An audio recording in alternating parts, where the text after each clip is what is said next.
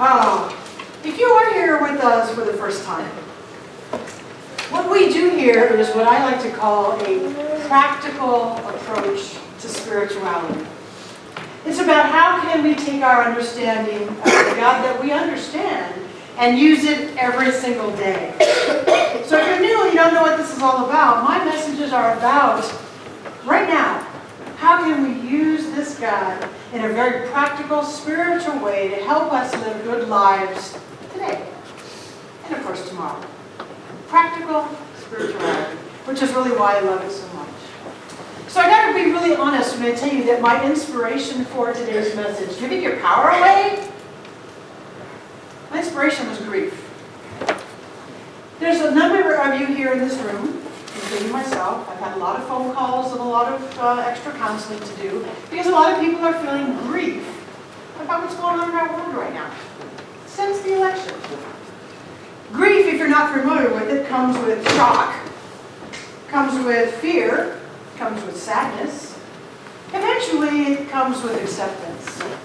But when I think about it, and I think about where a lot of people are who have had conversations with me, it's like we're not quite there yet to that acceptance place. That is the ultimate goal. So I asked myself, what would it take for you to have acceptance of what's going on right now? What would it take to have inner freedom?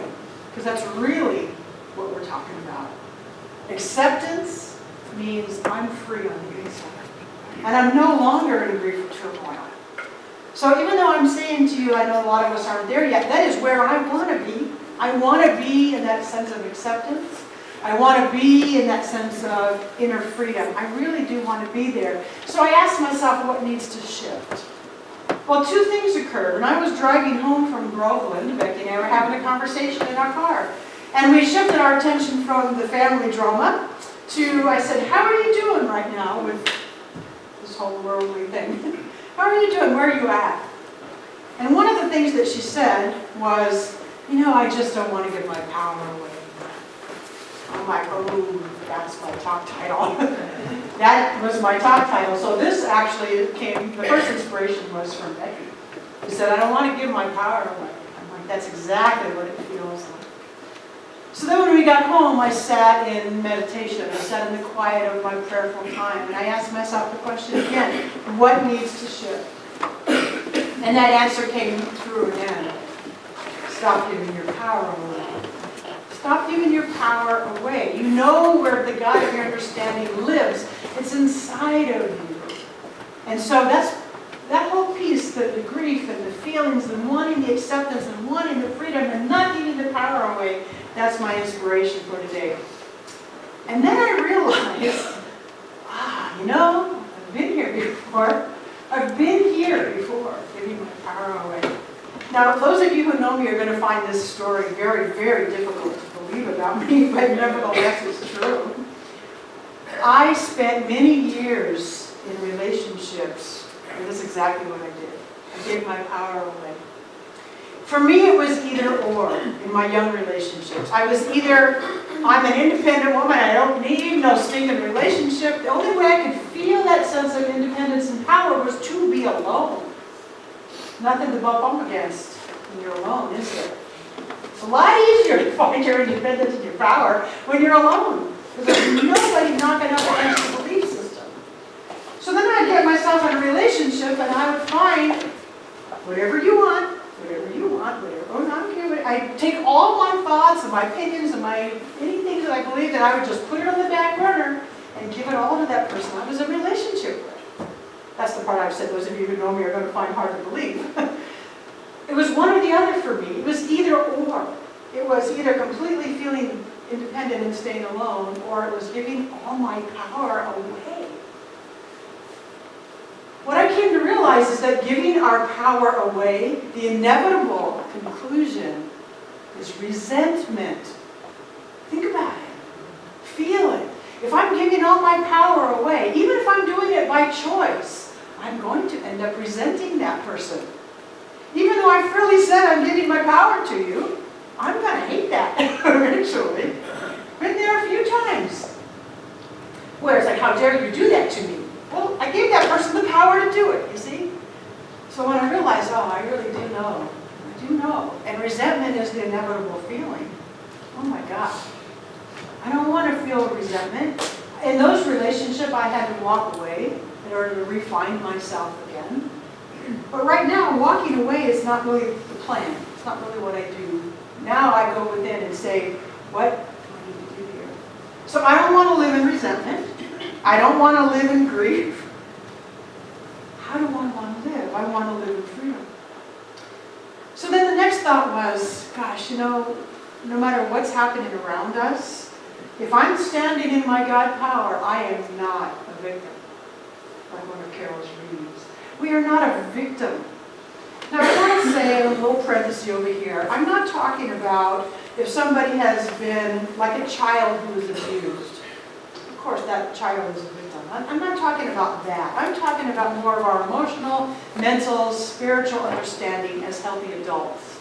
We are not victims to the world around us. This philosophy says we co-create with God. We co-create to make our lives the best that we can. So that victim doesn't really work in this philosophy. Because victim means I've given my power away. And this philosophy says your God-given power is right here. It's yours to use. So those two things don't work together. If I'm living in fear of another person, I've given up my power. If I'm giving that over, now I'm not having it for myself. And so what I want to do is stay in that sense of personal power. And when I say power, I don't mean I'm not talking about like dominance. I'm talking about that personal empowerment on the inside between me and the God of my understanding. And the same for everybody, every single one of us. I said power and energy. I said power. Let me make a distinction between power and energy. So I'm not talking about force. I'm not talking about pushing, dominance, power. That kind of power is what usually ends up making a lot of trouble. The inner sense of empowerment. I'm responsible for my life. Me and God are going to create my life together.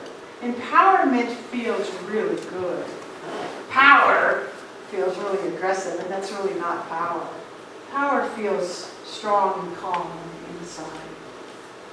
Now, in this philosophy, we talk about using our energy all the time. So we must be giving our energy away. Whew, doesn't that sound contradictory? Don't give our power away. I'm not giving up my sense of personal power, but I must give my energy away. And what I mean by that is, whatever I'm giving my energy to, I'm going to get more of. So I must give it away.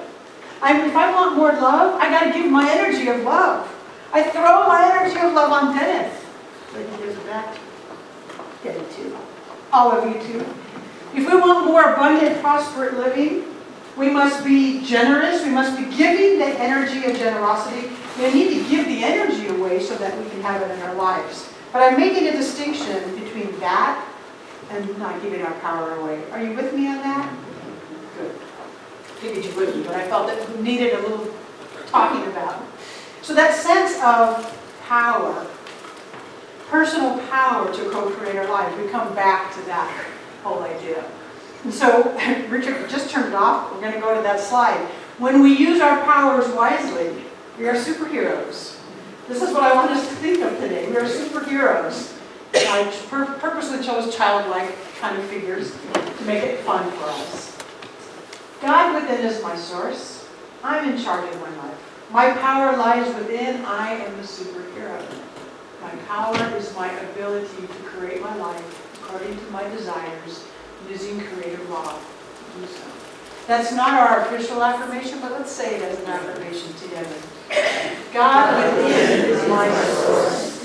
I'm in charge of my life. My power lies within. I am a superhero. My superpower is my ability to create my life according to my desires, using creative law to do so. You're a superhero, and your superpower is your ability to create your life. Now, going back to my thing about you're either alone and independent or giving your power away, here's where rubber really hits the road, is that we don't live in this world by ourselves. We are not alone and independent. It would be so easy to live that if it never bumped up against anything else, not anything.